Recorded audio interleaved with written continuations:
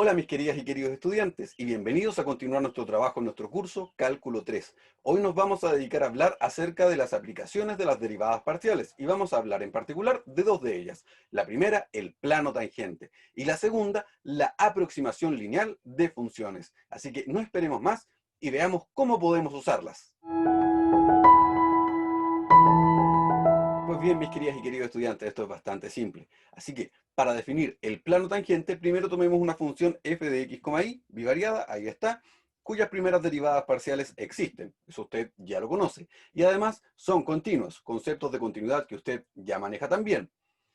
La ecuación del plano tangente va a estar dada por esa expresión que está allí, donde podemos ver que corresponde al punto AB, donde se ha evaluado su primera derivada parcial respecto de x, su primera derivada parcial respecto de y se han evaluado los valores de a y b, acompañando la correspondiente variable. Si observamos, lo que tenemos es una diferencia entre y b y una diferencia entre x y a, o sea, básicamente un delta, pero eso lo vamos a ver un poquito más adelante. Y acá una diferencia entre el valor de z y el valor de la función evaluada entre ambos. También un delta ahí metido por ahí. Entonces, esta expresión es la que determina el plano tangente a la función en un punto cualquiera, que es muy similar a la idea de lo que nosotros teníamos como recta tangente en el caso de las funciones de una sola variable. Pero tratemos de aclarar un poquito más este concepto usando una animación que tenemos en nuestra plataforma. Con ayuda de esta animación podemos ver el plano tangente que se forma a la función x cuadrado más y cuadrado en un punto P que nosotros podemos determinar. Algo fácil es que podemos ir moviendo el punto para ver cómo trabaja este plano tangente y observar cómo va tomando cierta forma dependiendo del lugar donde nos encontremos. Por ejemplo, si nos encontramos justo en el centro, el plano tangente es de tipo horizontal, pero si nos movemos hacia alguno de los lados, entonces tomará otra forma. Y así podemos ver que mientras más subimos dentro de esta función, más vertical se va tornando nuestro plano. Y ahí está, eso es todo lo que necesitamos saber sobre los planos tangentes. Ya conocemos cómo se calculan, ¿sí?, a contar de la expresión que hemos mostrado anteriormente, y cómo se pueden observar en funciones como esta. De la idea del plano tangente podemos desprender una cosa más, y es aproximar linealmente una función. Si sabemos que en ese lugar, ¿sí?, en el que hemos calculado el plano tangente, este es aproximadamente la función, significa que en el entorno cercano, una vecindad de la función, también lo es. Y así podemos aproximar el valor de la función en un punto cercano a este en el que nos encontramos, haciendo uso de esta aproximación lineal.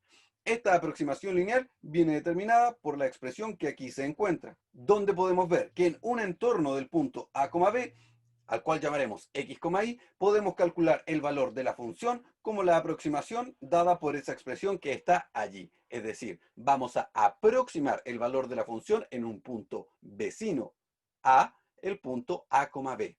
Y ya está. Eso es todo lo que necesitamos saber.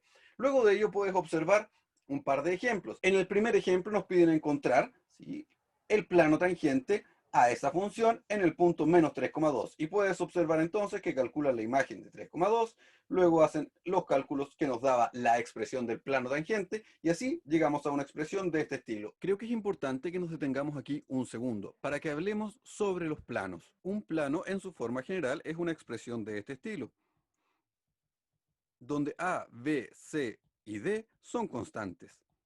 Ahí está entonces, eso es una ecuación general del plano, acabamos de decir, donde A, B, C y D pertenecen a R, son solo números reales. Y ya está.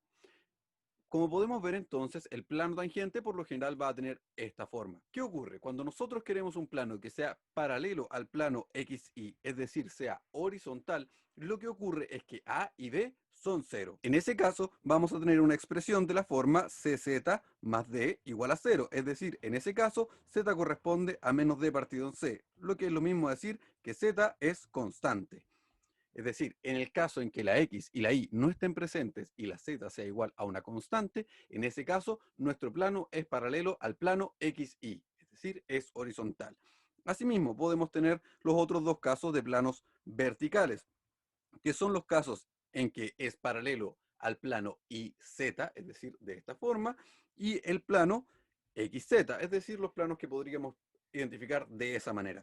En cada uno de los casos corresponderá a que la variable X es igual a una constante y en el otro a que la variable y es igual a una constante. Y así podemos observar las distintas formas que tendrán estos tres planos especiales que son los paralelos a los planos generados por los ejes.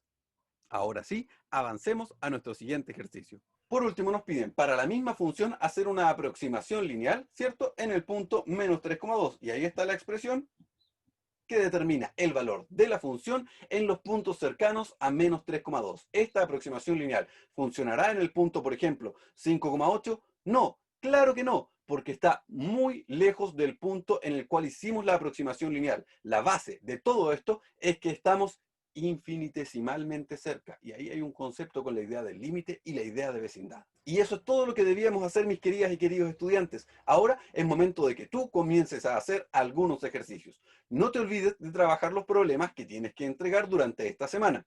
Y por ahora yo me despido y nos encontramos en nuestra sesión práctica. Que estés muy bien. Chao, chao.